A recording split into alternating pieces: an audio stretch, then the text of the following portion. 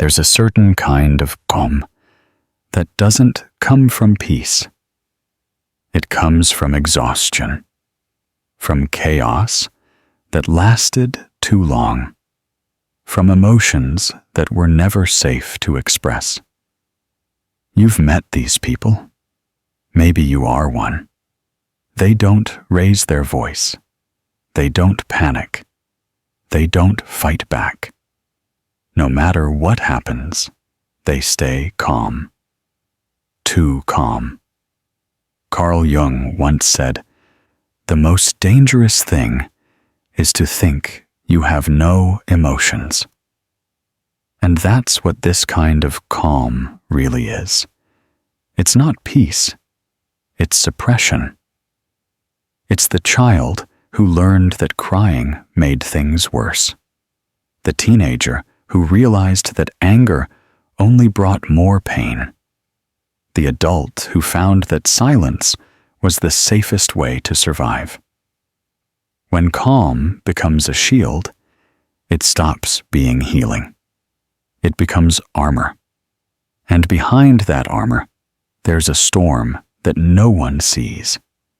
These are the people who listen more than they speak, who comfort others but never open up, who are praised for being so composed, when in reality, they're numb. Because when you grow up surrounded by emotional chaos, calmness becomes your only control. You learn to shrink your reactions, to regulate yourself so others don't explode. You learn to read the room before you speak, to hold your breath when tension rises, and to keep your feelings buried until everyone else feels safe. That's not calm. That's conditioning.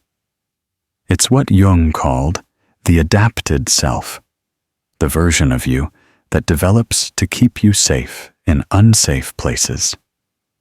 But the more you adapt, the further you drift from who you actually are. You stop feeling anger, but you also stop feeling joy. You stop reacting to pain, but you also stop reacting to love. Your calmness becomes your prison.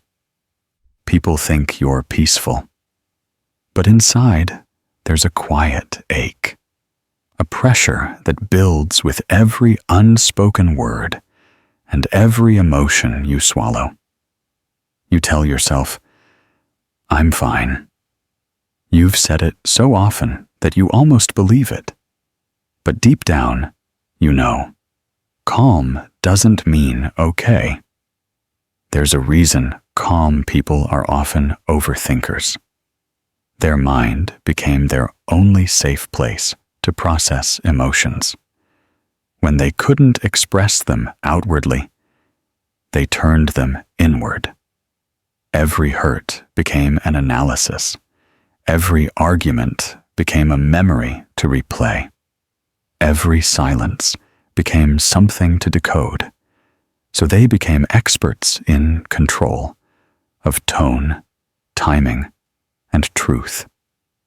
Because unpredictability once terrified them.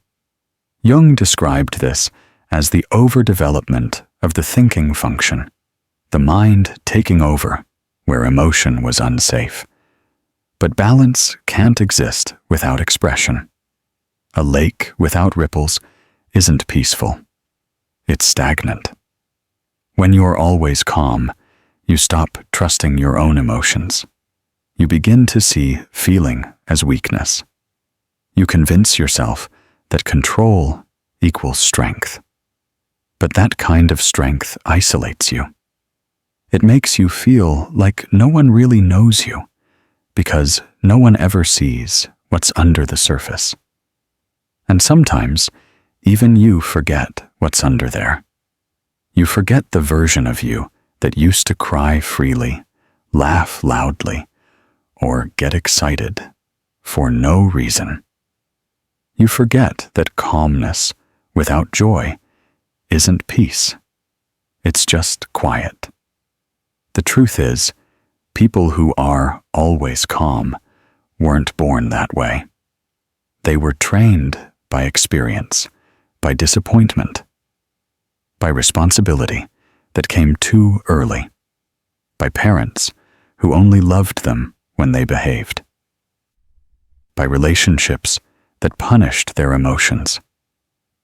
They learned that feelings make you vulnerable, that emotions make you lose control.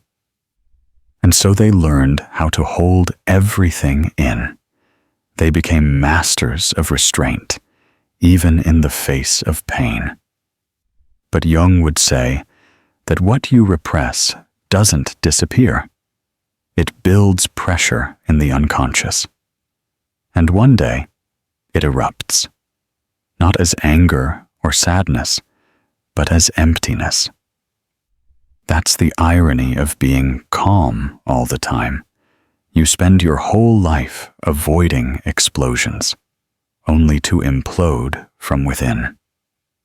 Still, the calm ones continue smiling. They say, "It's okay," even when it's not.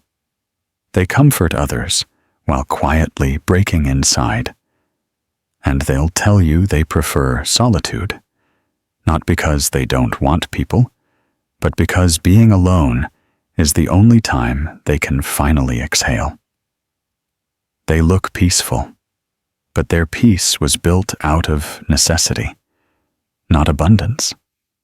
Their calm is the ghost of chaos, a survival instinct disguised as personality. People who are always calm live between two worlds, the one everyone sees and the one that never stops whispering inside their head.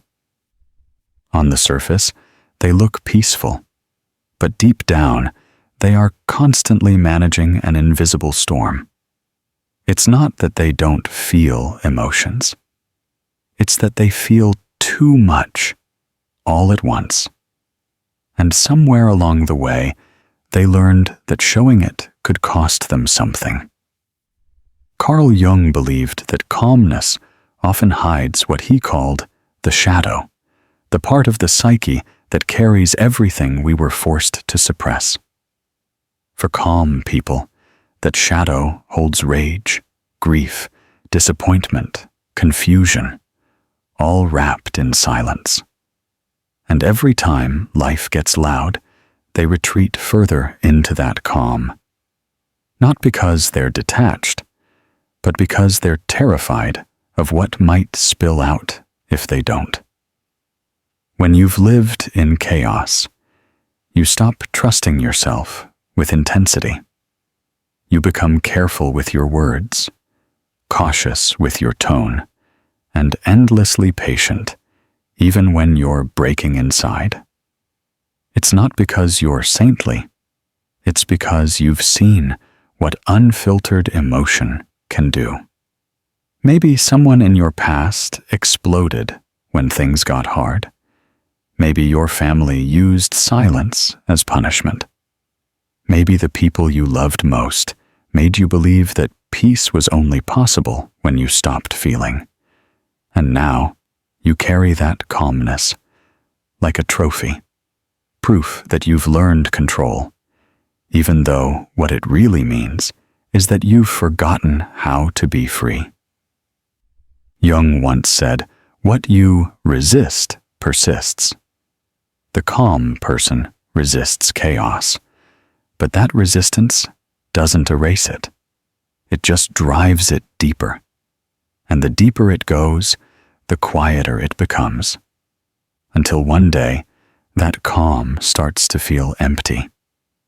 It's not peace anymore. It's absence. This is why calm people often struggle in relationships. They don't fight. They don't shout. They go quiet, and the other person mistakes that quiet for indifference. But what's really happening is self-preservation. Their calmness is a way to keep the relationship safe, even if it means losing themselves inside it. They'd rather hold their pain than risk losing peace. they'd rather walk away quietly than explain what hurts. Because in their world, explaining emotions has never led to understanding. Only conflict. Jung believed that when the conscious mind suppresses too much emotion, it starts to leak through dreams, behaviors, and choices. That's why the calmest people often break down when no one's around. They cry during movies, get emotional over songs, or feel pain over things they can't explain. Their unconscious is trying to balance what they've buried. To outsiders, calm people seem centered, grounded.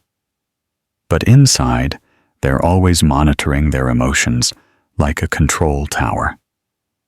Am I being too sensitive? Am I overreacting? Am I making this worse? This constant self-surveillance is exhausting. It's why they need solitude. Silence becomes their therapy, even if it's also their loneliness. They rarely allow themselves to be truly angry, because anger, to them, isn't power. It's danger. It's what made people leave when they were young. It's what broke the peace they worked so hard to keep. So now, they bury it under reason, kindness, and patience, a beautiful lie that the world rewards. The calm person isn't lying to others. They're lying to their fear. They tell it, I'm fine. They tell themselves, I'm in control. But beneath that stillness is a trembling child, terrified that the moment they stop being calm, the world will fall apart again.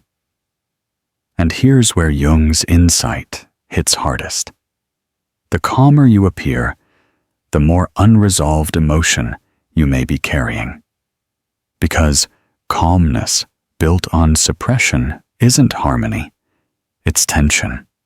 It's the body locked in a permanent pause, waiting for permission to breathe. When people praise you for always being composed, they don't realize how much it costs.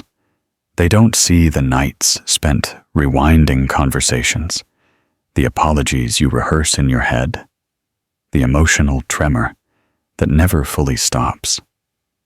That's the curse of the calm.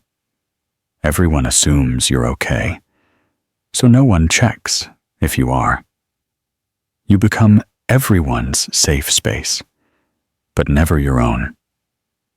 You're the one people vent to, but when you finally need to speak, your voice feels foreign.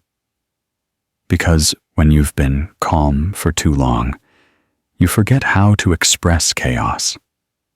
You forget that emotion isn't failure. You forget that peace isn't the same as silence. But Jung would say, this is the beginning of awakening. The point where calm people realize their stillness was never real peace. It was a shield, and shields aren't meant to be homes. The path to real calmness doesn't come from control. It comes from surrender. It's when you stop trying to manage emotions and start letting them move through you. It's crying when you need to cry.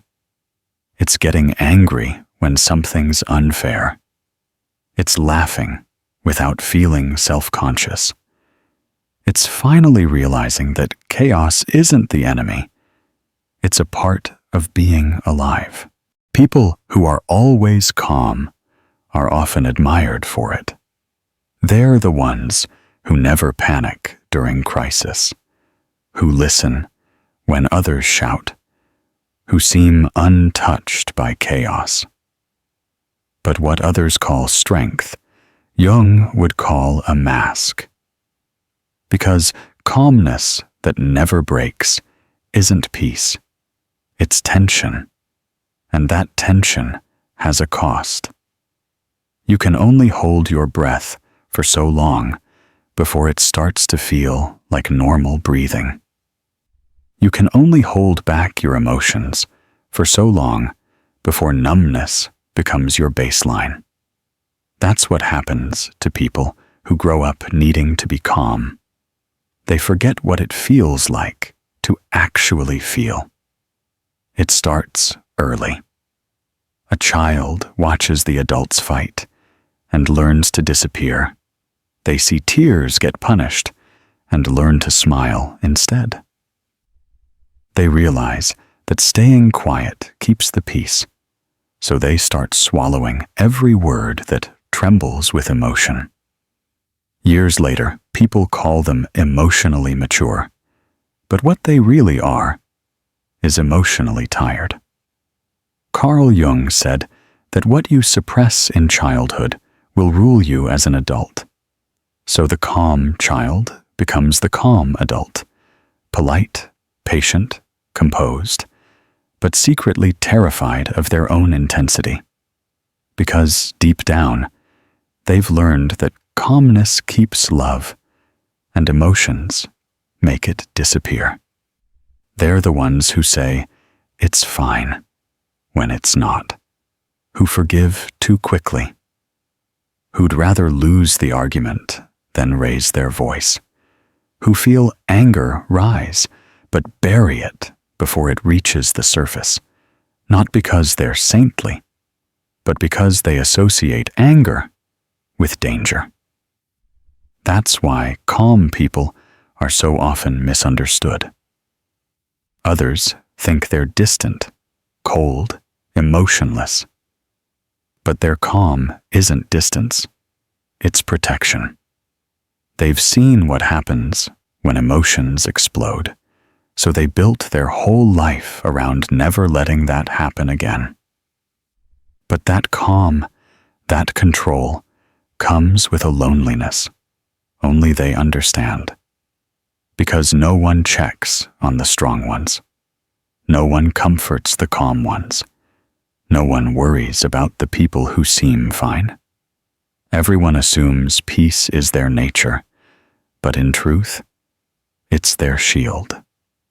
They go home and sit in silence, and that silence feels familiar. Not comforting, but predictable. They'd rather deal with emptiness than uncertainty, because at least emptiness doesn't hurt. Jung believed that the unconscious doesn't tolerate imbalance. Whatever you deny yourself will return in symbolic form, through anxiety, insomnia, or emptiness. So calm people often wake up one day realizing their peace isn't peace at all. It's absence. It's the quiet after too many storms, and the terrifying realization that they've forgotten what real feeling feels like. That's when the healing begins. Because healing doesn't start when you stay calm. It starts when you stop pretending to be. When you finally let yourself feel the anger, the fear, the grief you buried so deep that even your body forgot it was there. For the always calm person, that process is terrifying. Because for years, control meant safety. Letting go feels like falling. But Jung said the soul heals through confrontation, not avoidance. The moment you face what you fear, it loses its power. The calm person's task isn't to stop being composed. It's to find calmness that's real, the kind that doesn't come from suppression, but understanding. Real calmness doesn't mean you never cry. It means you don't fear your tears. It doesn't mean you never get angry. It means you trust yourself to express anger without destroying peace. It doesn't mean you're always centered. It means you can return to center, even after chaos. When calmness grows from awareness instead of avoidance, it transforms. It becomes stillness, not silence, balance, not numbness, presence, not withdrawal. The truly peaceful person is not untouched by life. They're just unafraid of it. They can sit with sadness without trying to fix it. They can hold space for anger without burning in it. They can watch emotions rise and fall like waves, knowing that the ocean underneath never changes. That's what Jung meant when he spoke of individuation, the process of integrating all parts of yourself, not just the calm, but also the chaos, not just the light, but also the shadow. You don't transcend emotion by escaping it. You transcend it by allowing it. Calm people have spent a lifetime running from noise. But healing means learning that peace isn't found in escape. It's found in acceptance. It's the quiet that doesn't silence you, but holds you. The truth is, you can't control the world into peace. You can only stop letting it control you. You can only meet life as it comes, not with fear, but with trust, because real calmness isn't built from keeping chaos out. It's built from realizing it can't break you anymore. If this spoke to something quiet inside you, like comment and subscribe to Psychatic, where even silence has a story, and healing begins with understanding.